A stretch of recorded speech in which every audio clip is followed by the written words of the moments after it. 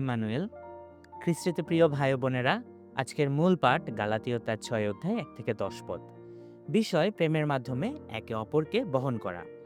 যেখানে প্রেরিত পৌল আমাদের খ্রিস্টীয় জীবনের কয়েকটি গুরুত্বপূর্ণ দায়িত্বের কথা স্মরণ করিয়ে দেন। প্রথমত, পাপে ও পরীক্ষায় পড়া ভাইকে নম্রতার সঙ্গে পুনরুদ্ধার করা। যে আমরা এক পদে দেখি, যদি কোনো বিশ্বাসী পাপে পড়ে যায়, তাহলে আমাদের কাজ তাকে বিচার করা নয়, বরং নম্রতা ও ভালোবাসার সঙ্গে তাকে পুনরুদ্ধার করা। আমাদের মনে রাখতে হবে, আমরাও পরীক্ষায় পড়তে পারি, তাই অহংকার নয়, করুণা দেখাতে হবে। দ্বিতীয়ত, একে অপরের ভার বহন করা।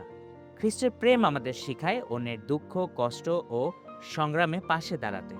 যখন আমরা অন্যের ভার বহন করি, তখন আমরা খ্রিস্টের ব্যবস্থা পূর্ণ করি। একই সঙ্গে প্রত্যেককে নিজের জীবনেও পরীক্ষা করতে হবে।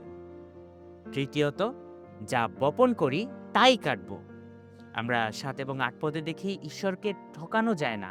আমরা যদি শরীরের ইচ্ছা অনুযায়ী জীবনযাপন করি, তাহলে তার ফল ধ্বংস। কিন্তু যদি আত্মার পরিচালনায় চলি, তাহলে অনন্ত জীবন লাভ করব। চতুর্থত, ভালো কাজ করতে ক্লান্ত না হওয়া। আমরা ৯ থেকে ১০ পদে দেখি, অনেক সময় আমরা ভালো কাজ করতে করতে নিরুৎসাহিত হয়ে পড়ি। কিন্তু ঈশ্বরের প্রতিশ্রুতি দেন, যদি আমরা হাল না ছাড়ি, তবে যথাসময়ে আমরা ফসল কাটব। তাই সকলের প্রতি, বিশেষ করে বিশ্বাসের পরিবারের প্রতি মঙ্গল করতে থাকি।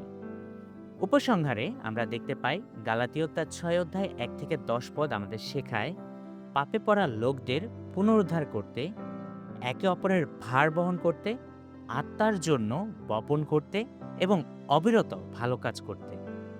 আসুন আমরা খ্রিস্টের প্রেমে পূর্ণ হয়ে এমন জীবনযাপন করি, যা আমাদের পবিত্র ঈশ্বরকে মহিমান্বিত করে।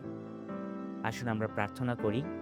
হে স্বর্গীয় পিতা, আমাদের নম্র হৃদয় দাও, যাতে আমরা অন্যদের সাহায্য করতে পারি, ভালো কাজ করতে ক্লান্ত না হই এবং সর্বদা তোমার আত্মার পরিচালনায় চলতে পারি। যিশুর নামে এ প্রার্থনা করি। আমিন।